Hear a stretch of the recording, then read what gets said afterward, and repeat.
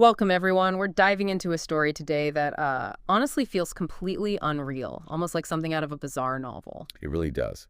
We've got this stack of research notes and articles here detailing what they actually call the corporate chicken wars. Corporate chicken wars. It sounds dramatic, and frankly, the story lives up to it. We're talking about Perry RIffles, the culinary legend. Exactly. His mysterious disappearance and then this just explosive return. A vengeful comeback, really. Yeah, so our goal here is to unpack this whole thing. We're going to look at the sources, try to figure out, where was he, what happened during those missing years. And understand this war he declared. What was driving it? And where did it all end up? Because it's wild, absolutely. But there are some genuinely interesting insights tucked away in all the sauce and fury, right? Yeah. About passion versus process. Definitely. Okay, so let's set the scene. Perry RIffles. Huge name in food, an icon back in the day. Right. But then, 1999, poof, he just vanishes. Completely gone for 20 years. Think about that. 1999 to 2019. And then he reappears. But it's not like, hey guys, I'm back. No. The sources call it a war cry. He was furious.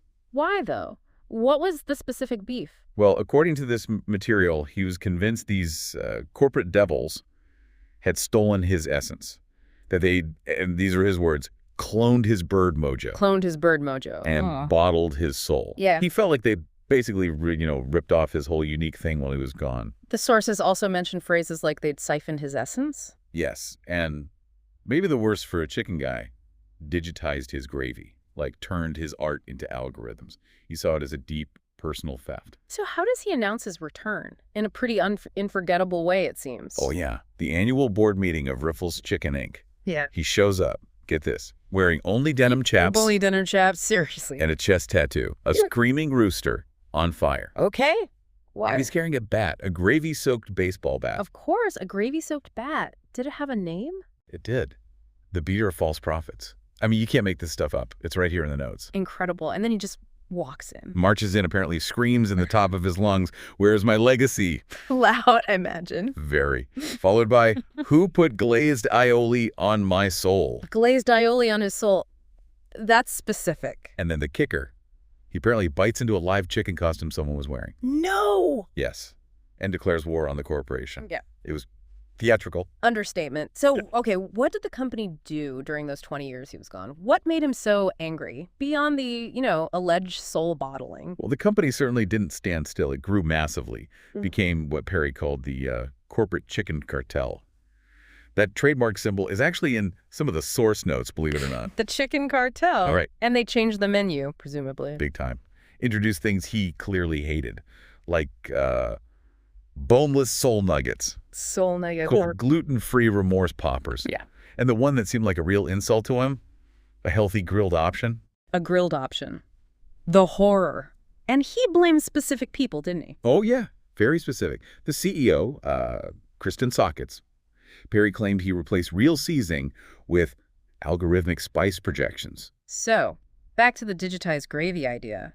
Flavor by numbers. Pretty much. And the CFO, Glenda Seats, he accused her of inventing artificial crunch sound effects. Wait, fake crunch sounds like piped into the restaurants? That seems to be the implication, that the chicken itself wasn't good enough anymore. But the real breaking point, the ultimate betrayal, according to these sources, was something else, wasn't it? It seems so. It was the gravy, his signature Doom gravy. Doom gravy. Love that name. What did they do to it? They renamed it to Zesty Brown. Zesty Brown. Oh, Perry. I can see why that wouldn't sit well. His reaction sums it all up. "You renamed my apocalypse sauce. Now taste my lawsuit, extra crispy." And he meant the lawsuit part, right? This wasn't just talk. Nope. Which brings us to the next phase, the Battle of Biscuit Hill, March 2020. Biscuit Hill. Sounds almost historical. This is the siege. His one-man siege on the corporate HQ in Nashville.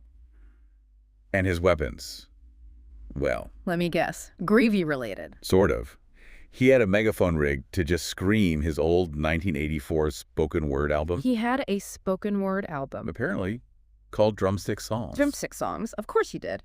What else? His emotional support rooster. He had an emotional support rooster. Named Dr. Beekles, who wore a monocle and carried legal documents in a little pouch, supposedly. Dr. Beekles, the monocled rooster lawyer. This story just keeps getting better. So, armed with his album and Dr. Beekles, He chains himself to the main fryer outside the HQ. Symbolic, right to the heart of the operation. Exactly. And from there, he makes his big declaration, quote, "I am the original Crunch.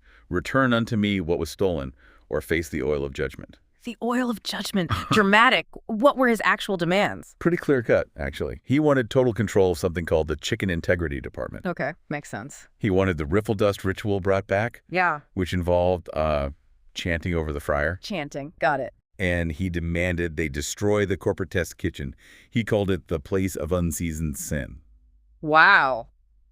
Did people watch this? Thousands tuned in live. It became this huge online spectacle, which inevitably led to court. The Great Grease Trials, as Food Network Court TV apparently called it? That's the one, 2021. And they described it as part trial, part sermon, part interpretive dance. Sounds about right for Perry. He represented himself, didn't he? Naturally. And his courtroom attire, a judicial robe made entirely of mashed potato bags. I don't even know what to say. What did the prosecution have? Surely they had a case. They did. They apparently had footage of Perry attacking a marketing intern. Attacking? With what? A corncob nunchuck. A corncob nunchuck. Okay. How do you defend against that? Perry's defense was unconventional. He didn't really cross-examine witnesses in the usual way. What did he do? He placed a deep-fried gavel on the judge's bench. Deep fried. Deep-fried. And screamed, "The only law I follow is thermal conduction." Arguing physics over jurisprudence. Bold move. Who was the jury? This is another detail from the sources. It was made up entirely of retired lunch ladies. Retired lunch ladies. The perfect jury for a chicken trial. Apparently so. Because he was acquitted. Acquitted. After the corncob nunchuck? How? The sources say the turning point was when the jury tasted his evidence. The redemption thigh. He submitted fried chicken as evidence, and it worked. It seems the chicken spoke for itself. Proof was in the poultry. Unbelievable. So what happened after the acquittal? Did things calm down? Well, yes and no. It resulted in a kind of truce. Peace through poultry, you might say. Perry was reinstated. With a normal title, like head of product development. Not quite. His official title, according to the sources, Chief Flavor Officer and Warden of the Spice Realm. Warden of the Spice Realm. I like it. Feels appropriate. How did he celebrate? Oh, in typical Perry fashion, he brought back riffle dust, his signature seasoning. Good. But now it's apparently only sold in unmarked burlap sacks. At midnight. Adds to the mystique, I suppose. He launched a new loyalty program, too, called Cluck or Die. Catchy. What were the perks? Free chicken. Better. The chance to win gravy baptism. Gravy baptisms, okay. And naturally, he wrote a book about it all. Let me guess the title. Something subtle. I died in a deep fryer and came back with purpose. Perfect. So after all that, what's his legacy now? How do people see him? The sources often describe him as a madman loved by millions. He's this eccentric figurehead now. Does he, make public appearances, attend meetings? Not really. His presence is more ethereal. Uh-huh. The sources claim he communicates only through cryptic messages. How?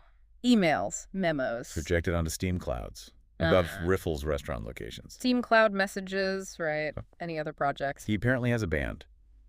Perry RIffles and the Chicken Reckoning Orchestra. What kind of music do they play? It's a 42-piece band that use only kitchen utensils and existential dread. Kitchen utensils and existential dread, niche genre. Very.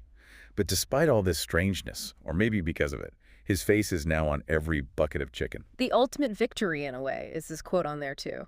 It is. His famous line, "Never trust a man with dry tenders." Sound advice, really. And there's one last detail the sources highlight. Behind the counter, in every single restaurant, there's a sign carved into reclaimed fryer steel. It says, "This kitchen runs on prophecy, not policy." Wow. Okay. So looking back at this whole crazy story, the Vanishing Act, the gravy bat, the trial, the steam clouds, it's completely absurd on one level. Absolutely. Pure theater. But isn't there something else there, too? You know, that tension between the original creator, the passion, the bird mojo. And the corporate machine. Standardization, algorithms, zesty brown. Yeah, it's like a massively exaggerated version of a real conflict. Exactly. Perry's fight, as bizarre as it was about authenticity, wasn't it? Protecting the soul of his creation from becoming just another product. I think so. Most founders don't wield corncob nunchucks, but that feeling of your original vision getting diluted or twisted by corporate needs, that's pretty relatable, actually. He's just the extreme version. Yeah. Which brings us back to that sign. This kitchen runs on prophecy, not policy. Think about that for a second. What does that actually signal to you, the customer, or even the employees? It's a fascinating statement, isn't it? All For a right. fast food chain, it throws out the rule book, suggests something unpredictable, maybe even magical is happening back there with the chicken. Right. It sets up this expectation that you're not just getting food, you're getting something touched by the warden of the spice realm himself. It definitely leaves you wondering what exactly prophecy tastes like.